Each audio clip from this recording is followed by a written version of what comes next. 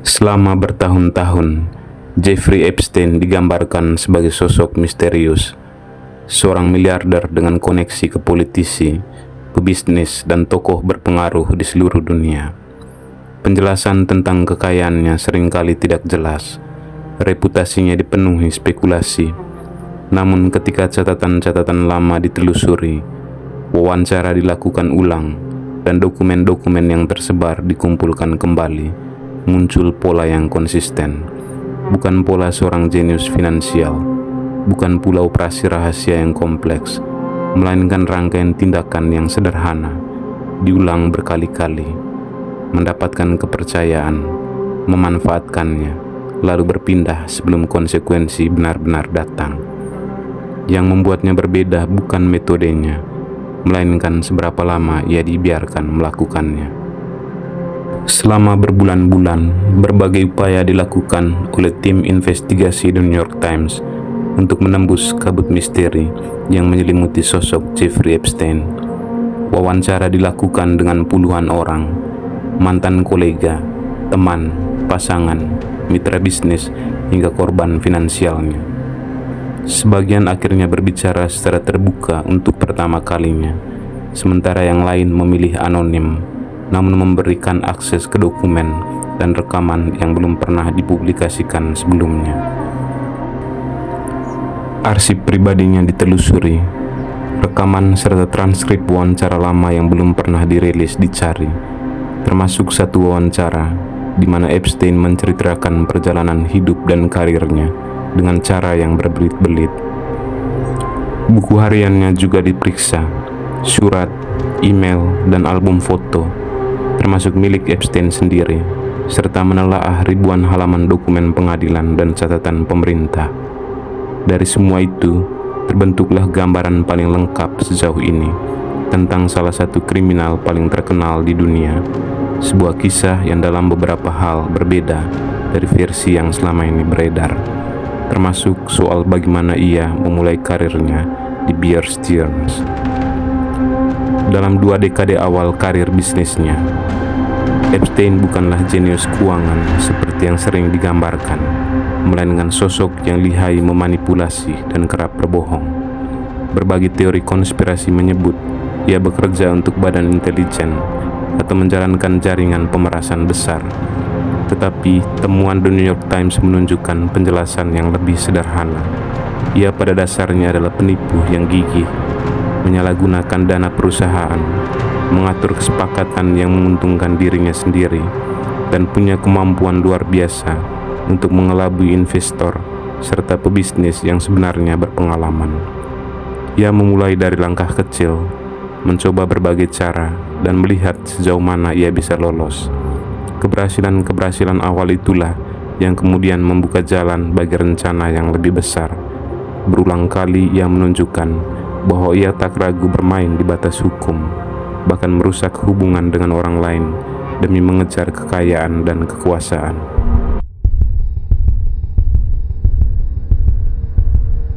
Secara perlahan, Epstein menaiki tangga sosial dan finansial, seringkali dengan memanfaatkan perempuan muda sebagai alat tukar yang ampuh. Pacar, kekasih, bahkan mantan pasangannya ikut membantu mendongkrak posisinya, membuka jalan baginya di dunia perbankan, memberinya pekerjaan untuk melacak aset yang hilang, hingga memperkenalkannya ke lingkaran organisasi bergengsi. Disengaja atau tidak, sebagian dari mereka juga ikut memuluskan langkahnya saat ia membangun jaringan perdagangan seks yang kemudian menjerat ratusan gadis remaja dan perempuan muda. Kisah ini bermula di Bear Stearns, tempat Epstein belajar bagaimana meraih dan memanfaatkan kekuasaan. Institusi itu tetap memberinya ruang, bahkan setelah tanda-tanda tentang siapa dirinya sebenarnya mulai terlihat jelas. Lebih dari 4 dekade kemudian, Tenenbaum masih menyesal karena tidak menghentikan karir Epstein saat ia punya kesempatan. "Saya tidak menyadari," katanya, "bahwa saya sedang menciptakan salah satu monster di Wall Street." Di Bear Stearns, Epstein mulai membangun jaringan yang akan membantunya di kemudian hari. Meskipun sempat menghadapi berbagai pelanggaran, termasuk penyalahgunaan dana perusahaan, dan praktik yang melanggar aturan. Konsekuensi yang ia terima relatif ringan. Bahkan pada tahun 1980, Bear Stearns mengangkatnya menjadi limited partner, satu tingkat di bawah full partner. Saat itu ia baru berusia 27 tahun, dan ia mengklaim sebagai orang termuda dalam sejarah perusahaan yang mencapai posisi tersebut. Penghasilannya sekitar $200.000 per tahun, setara lebih dari $800.000 saat ini. Itu semua berkat hubungannya dengan Putri Greenberg, eksekutif puncak di Bear Stearns. Namun hubungan mereka tidak bertahan lama. Perempuan itu mengatakan bahwa ia akhirnya menyadari Epstein berbohong tentang segalanya. Meski begitu, nama Epstein justru semakin dikenal. Ia sering terbang ke Palm Beach, Florida untuk menemui perempuan-perempuan muda. Pada musim panas tahun 1980, majalah Cosmopolitan menobatkannya sebagai bujangan bulan ini, menggambarkannya sebagai sosok energik yang hanya bergaul dengan orang-orang berpenghasilan lebih dari $1 juta per tahun. Bahkan pembaca yang tertarik diajak untuk mengirim surat kepadanya melalui alamat kantornya. Salah satu kunci kesuksesan awal Epstein adalah kedekatannya dengan Jimmy Kane, seorang eksekutif senior yang kelak memimpin Bear Stearns. Menurut beberapa rekan mereka, mulai beredar rumor ini mungkin juga dipicu rasa iri bahwa Epstein membantu Kane dalam urusan perempuan dan penggunaan narkoba. Kane sendiri kerap memuji Epstein di hadapan kolega dan mulai memperkenalkan kepada klien-klien miliarder. Itulah yang benar-benar melejitkan namanya, Kenang Tenenbaum, yang menyebut Epstein dan Kane sebagai dua orang yang licik. 1 atau 2 kali seminggu, Epstein sengaja menunjukkan bahwa ia makan siang dengan CEO perusahaan besar, pertemuan yang tampaknya diatur oleh Kane, menurut Elliot Wolk, yang kemudian menjadi atasannya. Wolk menduga daya tarik Epstein bagi klien ini berasal dari kombinasi karisma dan kemampuannya memahami strategi perdagangan yang rumit. Strategi yang bisa membantu klien super kaya menghebat pajak dalam jumlah sangat besar. Epstein tidak puas hanya menaiki tangga karir perusahaan. Pada tahun 1980, ia terbang ke sebuah konferensi di Karibia dengan biaya dari Bear Stearns. Selama di sana, ia menghabiskan lebih dari $10.000 untuk membeli perhiasan dan pakaian bagi pacarnya saat itu, dan membebankan semua biaya itu ke perusahaan. Departemen akuntansi menemukan transaksi tersebut dan melaporkannya kepada pengawas keuangan, yang segera menyimpulkan bahwa pengeluaran itu tidak wajar. Masalah ini kemudian dilaporkan kepada Greenberg, yang saat itu sudah menjabat sebagai CEO. Sekali lagi, tidak ada konsekuensi berarti. Tak lama kemudian, masalah yang lebih serius muncul. Dalam proses membawa perusahaan masuk ke bursa saham, bank investasi biasanya membagikan saham lebih dulu kepada klien-klien tertentu sebelum diperdagangkan secara publik. Akses awal ini sangat menguntungkan karena harga saham sering melonjak di jam-jam pertama perdagangan, memberi keuntungan dengan cepat dengan risiko rendah bagi penerima awal.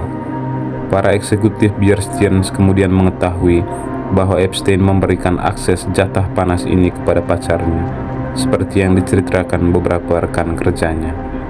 Perusahaan juga kemudian menemukan pelanggaran lain. Epstein meminjamkan $15.000 kepada seorang teman lamanya semasa sekolah dengan cara yang melanggar aturan federal bagi pialang, dan kemungkinan masih ada pelanggaran lain. Tak lama kemudian, Komisi Sekuritas dan Bursa melakukan penyelidikan terkait dugaan perdagangan orang dalam menjelang upaya pengambil alihan perusahaan. Epstein sempat diwawancarai, meski ia tidak pernah didakwa melakukan pelanggaran. Pada awal 1981, Bear Stearns mulai menyelidiki Epstein. 2 eksekutif senior menginterogasinya terkait saham IPO yang diberikan kepada pacarnya, serta pinjaman pribadi tersebut. Epstein membantah semua tuduhan dan mengaku sangat tersinggung oleh penyelidikan itu, seperti yang ia tulis dalam surat kepada rekan-rekannya. Komite eksekutif perusahaan akhirnya memutuskan untuk menjatuhkan denda sebesar $2.500 dan menangguhkannya selama 2 bulan. Namun, alih-alih menerima sanksi tersebut, Epstein memilih untuk mengundurkan diri. Masa kerjanya selama 5 tahun di Bear Stearns pun berakhir. Meski begitu, ia tidak berniat meninggalkan dunia Wall Street begitu saja. Jaringan dan reputasi yang ia bangun selama di perusahaan itu justru menjadi modal penting untuk menarik klien dan korban finansial di kemudian hari. Dengan terus memberinya kesempatan kedua, Bear Stearns secara tidak langsung membuka jalan bagi masa depan Epstein yang jauh melampaui apa yang mungkin ia capai jika tetap bertahan di sana. Alih-alih menjauhinya, banyak mantan rekan kerja justru tetap merangkul dan membantu kesuksesannya.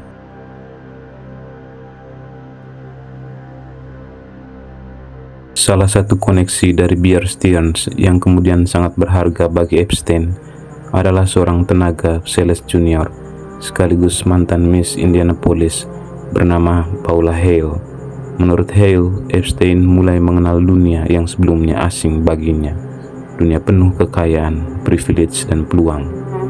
Keduanya mulai berpacaran sebelum Epstein keluar dari Bear Stearns.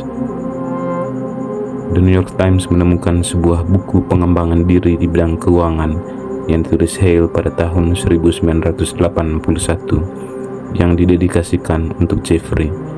Pada tahun yang sama, pasangan ini melakukan perjalanan ke Inggris. Di sana, Hale memperkenalkan Epstein kepada seorang kenalannya yang kaya, Nick Lees, di rumah keluarga mereka di pedesaan. Di tempat itu, Epstein juga bertemu ayah Nick, Douglas Lees, seorang kontraktor pertahanan dengan jaringan luas di industri persenjataan dan pemerintahan Inggris. Douglas langsung menyukai Epstein. Tak lama kemudian, Epstein mulai rutin berpergian ke Inggris dan menghabiskan waktu di lingkungan elit keluarga Lees. Ia sempat menjadi tutor bagi anak bungsu Douglas, Julian, sementara Julian mengajarinya menembak. Douglas sendiri menjadi semacam mentor baginya, mengajak Epstein menghadiri pertemuan dengan kalangan elit Inggris maupun internasional, bahkan memberinya peran sebagai konsultan lengkap dengan fasilitas biaya operasional. Sementara itu, Nick memperkenalkan Epstein kepada para profesional muda Wall Street yang sedang naik daun. Salah satu dari mereka mengingat bagaimana Epstein lebih sering duduk diam sendirian saat menghadiri pertemuan kecil di apartemen seorang teman pada awal 1980-an. Ia terlihat seperti seorang yang sedang mengamati dan mencatat dari sudut ruangan, ujarnya. Belakangan Julian mengatakan kepada jurnalis Inggris Tom Pattinson bahwa Epstein sudah dianggap bagian dari keluarga. Bagi Epstein, ini mungkin pengalaman pertamanya berinteraksi dekat dengan keluarga kaya lintas generasi, dan ia tampaknya cukup menyukainya hingga ingin mendapatkan lebih banyak lagi. Hubungan itu berakhir beberapa tahun kemudian ketika Douglas Lees menuduhnya menyalahgunakan biaya operasional, termasuk membebankan penerbangan pribadi dengan Concorde dan menginap di hotel-hotel mewah untuk kepentingan pribadi. Ayah saya sangat marah dan kecewa, kenang Julian, dan dia bilang tidak ingin lagi berurusan dengan Jeffrey. Saat itu gaya hidup Epstein memang semakin boros. Meski menerima penghasilan besar dari Bear Stearns dan juga bekerja untuk Lees, ia tetap mengalami kesulitan keuangan. Bahkan beberapa kali cek sewa apartemennya sampai ditolak. Kembali di New York, ia kemudian bekerja sama dengan John Stanley Pottinger, seorang pengacara yang baru saja meninggalkan posisi senior di Departemen Kehakiman. Epstein, Pottinger, dan saudara Pottinger menyewa kantor penthouse di Hotel St. Maurice di kawasan Central Park South. Menurut teman Epstein, Bob Gold, Epstein dan keluarga Pottinger menawarkan strategi penghindaran pajak kepada klien-klien kaya, termasuk beberapa yang kemungkinan dikenalnya saat masih di Bear Stearns. Kerjasama bisnis yang berlangsung singkat ini sebelumnya tidak pernah dilaporkan. Hal ini menarik perhatian karena beberapa dekade kemudian Pottinger justru bekerja sama dengan Brad Edwards untuk mewakili banyak perempuan yang menuduh Epstein melakukan pelecehan seksual. Meski telah meninggalkan Bear Stearns dalam kondisi penuh kecurigaan, Epstein tetap memanfaatkan nama besar perusahaan itu. Ia bahkan pernah mengejutkan seorang kenalannya dengan menjawab telepon rumahnya yang juga ia gunakan untuk urusan bisnis dengan menyebut Bear Stearns. Sejumlah mantan rekan kerjanya di perusahaan itu juga tetap menjalin hubungan dengannya, hubungan yang kemudian terbukti sangat menguntungkan bagi Epstein. Salah satunya adalah Claire Skubak, mantan atasannya. Dalam pernyataan publik pertamanya, Skubak mengatakan ia memiliki kenangan baik tentang Epstein, yang menurutnya tampak seperti sosok ambisius dari pinggiran kota, mirip dengan dirinya yang dibesarkan di Bronx. Pada tahun 1982, Skubak memperkenalkan Epstein kepada Michael Stroll, seorang pengusaha yang menjalankan bisnis mesin pinball dan video game. Stroll menaruh kepercayaan pada reputasi Bear Stearns dan Skubak. Ia kemudian menyerahkan $450.000 kepada Epstein, sekitar 10% dari total kekayaannya, untuk diinvestasikan dalam sebuah proyek minyak mentah yang diklaim Epstein sedang ia persiapkan. Namun dalam waktu kurang dari 2 tahun, sebagian besar uang itu sudah lenyap, seperti yang kemudian diungkapkan Stroll dalam sebuah wawancara yang belum pernah dipublikasikan dengan Thomas Folsko, profesor di College of Staten Island yang telah lama meneliti masa awal Epstein dan membagikan catatan serta dokumennya kepada The New York Times.